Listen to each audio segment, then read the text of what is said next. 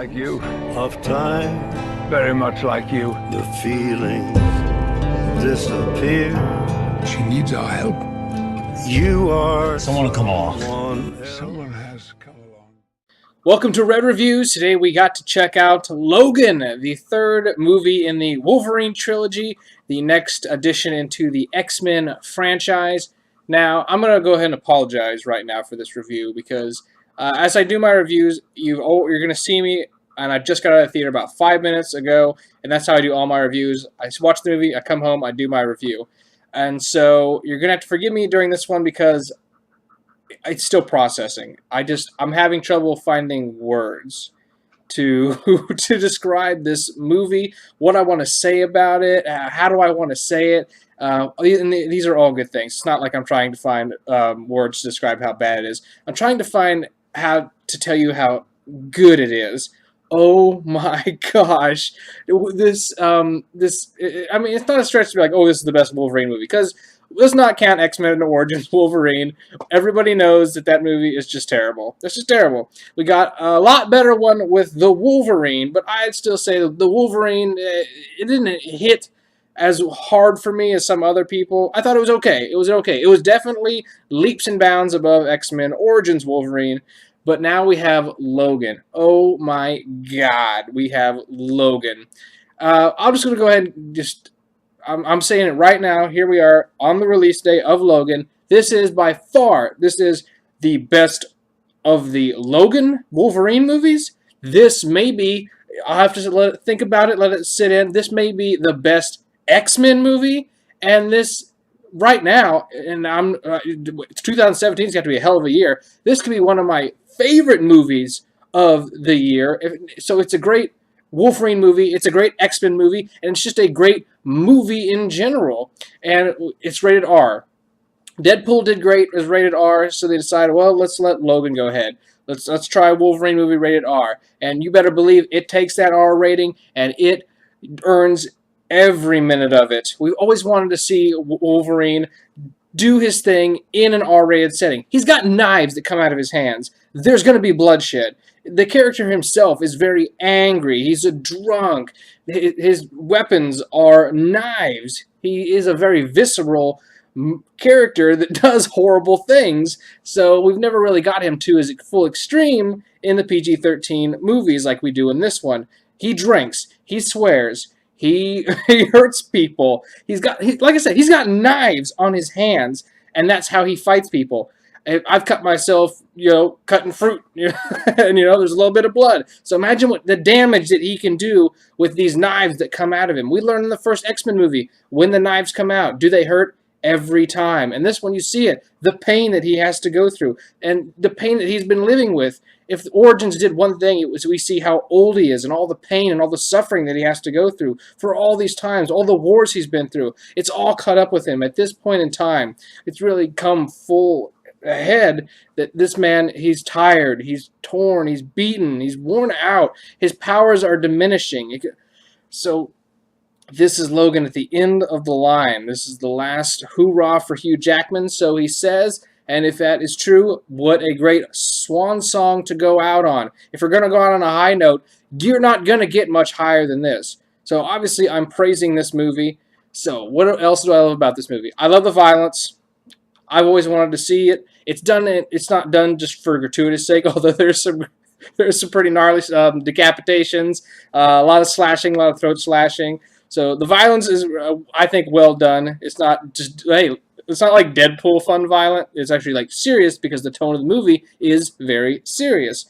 This is not a kid's, a superhero movie. This is probably except for Deadpool, this is the least kid-friendly superhero movie to date. So we got the language, and Wolverine, like I said, he's a very visceral character. He's seen a lot, and at this point, he doesn't give an F about anything, and he drops that bomb a lot. I think he's the only one to ever get to say it in the X-Men series anyways, so now he just gets to say it all the time. So I'm glad the dialogue is finally caught up with Logan. Beautifully shot movie. I love the kind of, it's the year 2029, but it's slightly futuristic, but it's not overly futuristic. There's some things you're like, oh, I could see where that can come down the line, and by the year 2029, yeah, we might have something like that. But nothing's like we don't have flying cars and stuff like that yet. So I like the 2029 year they have set up for this movie. It's a beautifully shot movie. I love that it's mostly all daylight. There's a few night times, like the farmhouse. The farmhouse is an amazing sequence.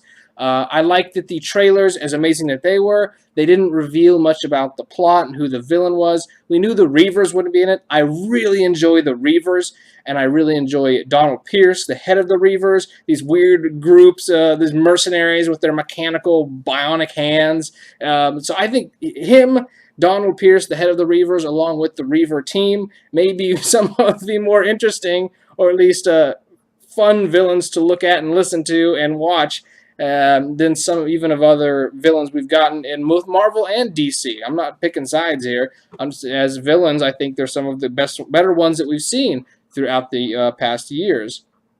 And you've heard me say in other reviews how you be wary of casting children.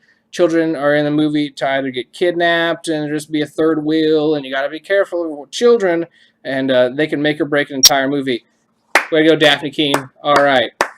Her IMDb page, her first acting role, so IMDb tells me, and I'd watch out for this girl down the line. I think we're going to see a lot more of her. You can see the visceralness in her that's in Logan, because she is, in the pseudo sense, the daughter of Logan. She's made from Logan's DNA. She is a clone-ish type carbon copy of Logan, giving her the same powers, so they give her the same weapons, or the claws. So this girl did a fantastic job. I'm not sure in the action how much was her and how much was a stunt double, but every time you can kind of make out her face. I know she did some wire work on this movie, but like I said, she has the poses down that Hugh Jackman does, so she has the very Wolverine. It's a little Wolverine. That's basically what it is, and she did a great job. She doesn't have a whole lot of dialogue to say. She speaks more towards the end of the movie. I thought they were trying to hide her voice because, like, maybe she doesn't know very good English, because I think she is from Spain originally, but she does know Spanish and she does know English, and you get to see it in this movie, and I think she does a great job. She has to act alongside Hugh Jackman and Patrick Stewart, for crying out loud, and she holds her own. So I mean, what more acting props do you need than that? And we can't go without mentioning Patrick Stewart. Professor X is in this movie. Another great role he turned in here, and it's such a weird place that we find these characters at their the end of the line of their story, where we have Professor X, not so much the mentor taking care of Wolverine, but the roles reversed, where Wolverine is taking care of Professor X. There's no school anymore. There's no X-Men anymore. The powers of Wolverine are diminishing, and the powers of Professor X are diminishing. He has sort of dementia. He doesn't know where he is sometimes. And when you have the world's greatest mind, the most powerful weapon, and it has dementia, that's a story thing that I would have never have thought about. I was like, what happens if you have this power, but then you, like, just through the sake of getting old, how does that affect your powers? That is a really, really good storytelling device to push into this movie. We're going to do a minor spoiler here from the very first way this movie opens. It's fantastic, because I think this is a minor spoiler, but you just know you're in for it when you go and watch the movie.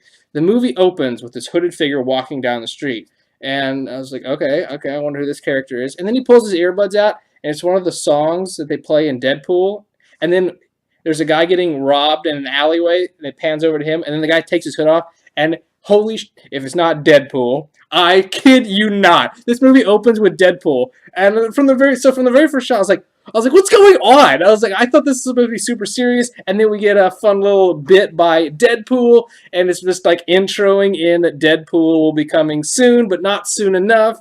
And then after that, we get into the actual Logan movie, and the movie opens, we see Logan down on his luck. He drives a cab now trying to get money, and the whole opening sequence where these gang members are trying to steal the rims off of Logan's limo, it's all set up so we can get the tone of this. So we get some F-bombs, we get some gratuitous violence and action, and we gotta get the tone we're going to. It's just to ease us into, hey, if you see all the other ones, we're glad you're here. We're glad you're a Logan. We're glad you're a Wolverine. We're glad you're an X-Men fan. But just know this is what you're going to be in for. So I'm glad it gave us that little setup there at the beginning.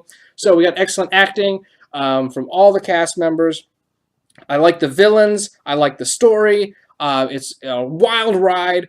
When I left the theater, I felt like there was this weight on my chest. I think it was realized I forgot to breathe for the last 45 minutes to an hour of this movie. When it really picks up, there's some car chases. The car chases are really well done. The action's really well done. So I can't sing enough praises about this movie. And yes, by the end of it, I don't want to get into too many more spoilers, but just know when the final credits rolled, there were a lot of people trying to pretend like they didn't have something in their eye. There was a lot of sniffles in the audience. So take that for what it is. By the end of this movie, if you're a X-Men fan, it will hit you like a ton of bricks right in the chest, and you'll have a hard time choking back some emotions.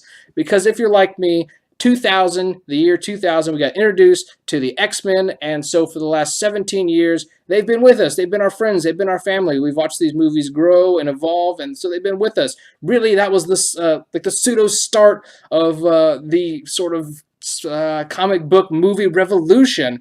Iron Man gets a lot of credit, but the year 2000 we did to get X-Men, where we first said, no, you can take these comic book characters, you can ground them, you can cast some good actors, and you can put them in a really well-told story. And that opened the floodgates, and here we are. So in many ways, even a little more than Iron Man, we have to thank the X-Men for the current wave, the comic revolution that we're in right now. So usually I come up with like something witty to rate the movies as nowadays, and I can't do that. I thought all the way home, driving home, of what I would rate this movie, and the only thing that kept coming to mind was 10 out of 10. That's the least I can give this movie on everything that it was able to deliver, and everything it was able to merit and muster up. And it's what a swan song is for Hugh Jackman. And I must thank you to the creators, the director, the actors. Thank you for this final outing for Wolverine, for Professor X, for this story. You guys did a fantastic job. Go out and check out Logan, 10 out of 10.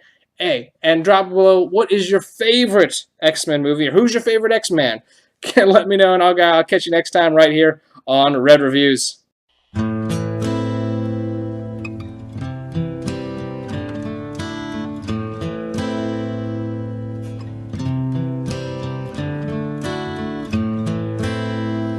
I hurt myself today to see if I